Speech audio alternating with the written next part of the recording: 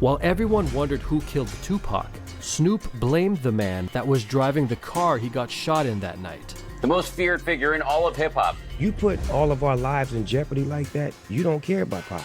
And confronted him face to face. Come up to my room, ain't gonna be nobody in there, just me and you. This either the moment you gonna kill me, and we're gonna get some clarity in this air. But did Snoop Dogg know something was going to happen that night? The next day, when we turned on the news, all we seen was the yellow tape, and it just was all bad. Shakur was shot 4 times after leaving the Mike Tyson boxing match in Las Vegas in a car driven by Marion Suge Knight, head of his label, Death Row Records. So I jumped in my Hummer, and we drove to Vegas. Suge was at home. He was standing up, but he had like a patch of his hair was wrapped up. And he came and explained to us as far as what had happened. The feds found something inside of the hotel, and everybody knew for a fact that by them having them cameras inside of the MGM, it showed when they first walked in and when they left out. Soon as Tupac and them walked in, they see it was packed from the beginning.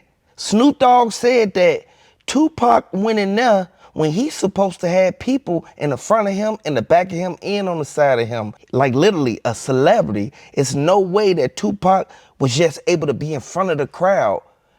Tupac, everything that went down inside of that MGM, it could have been avoided. But the dude whispered to Tupac and told him like, hey man, there go the dude right there who took the chain. That's when Tupac went right over there and got right on business. And the Fed said that as soon as they went in the hotel, now keep in mind, hotels always have security and hotels always got some type of footage to the point where they can see a ground view.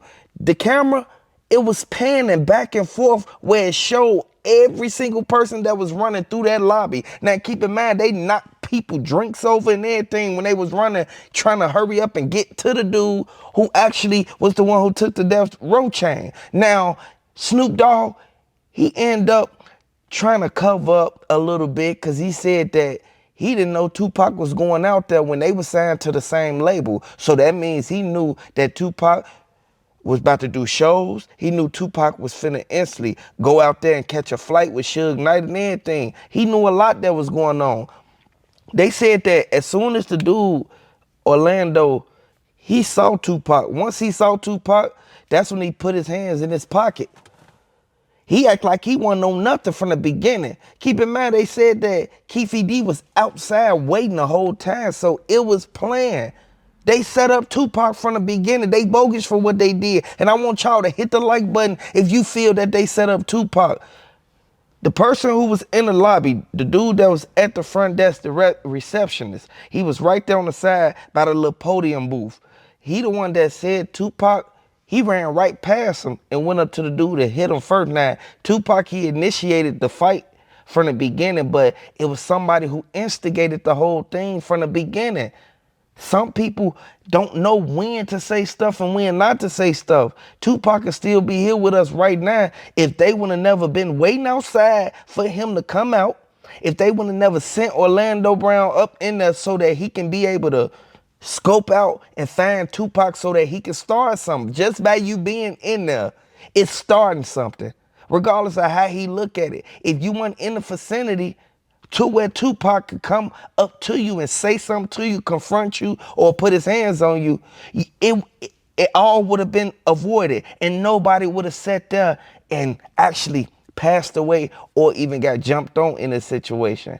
They kept saying that Von Zip was supposed to give out the 500, but look what he did. He took all the money. He told Keefy D, go ahead, still go do that so Diddy can think that, you feel me, like everything is all good, everything is all gravy. Hi Tupac, how you doing? Can you tell me how you doing today? Well, I just had to listen to the prosecution's closing argument, and it was just so far from the truth that it really just has me drained at the end of the day. But I'm leaving it in the hands of the jury. I'm learning a lot about people's innermost fears in this trial because it's not even about my trial no more. It's just about loud rap music, tattoo having thugs. It's not even about me no more. I want y'all to know the Fed's been investigating this for years.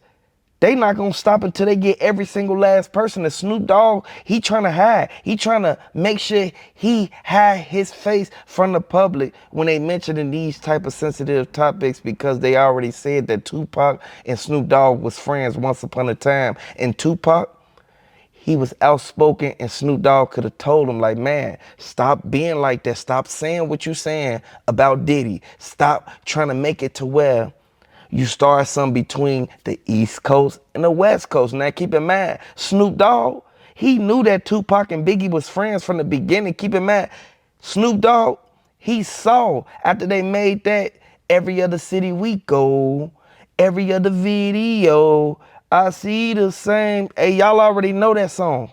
Hey, if you was born in the 90s or the 80s, y'all know what I'm talking about. I want everybody to hit the like button if that's one of y'all favorite songs.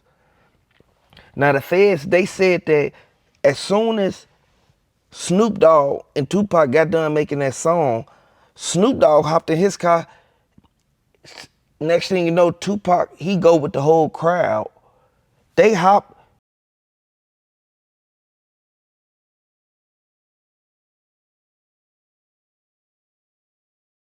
With Biggie no more. Him and Biggie going through something right now. You feel me? They got into a heated conversation.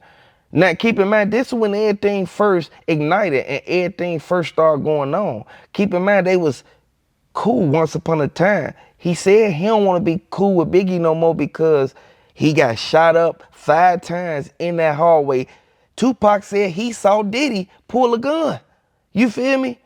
I don't know how true that is, but Diddy, if you pulled a gun on Tupac when you was the one that actually invited him over there, you bogus for what you did. And this is why everybody's sitting back looking at it as if you're like, yeah, Diddy, he capable of giving them bread to put on somebody's head. You feel me? He did it plenty of times. Look what happened to all the other people who came before Tupac who got into it with Diddy. Now, everybody knew that Biggie Smalls, he was trying to keep it to where him and Tupac was still tight after the police ran up in their apartment and found them guns. And B.I.G., he ran out and left Tupac in there, and they end up charging Tupac with Biggie guns. Y'all know what I'm talking about.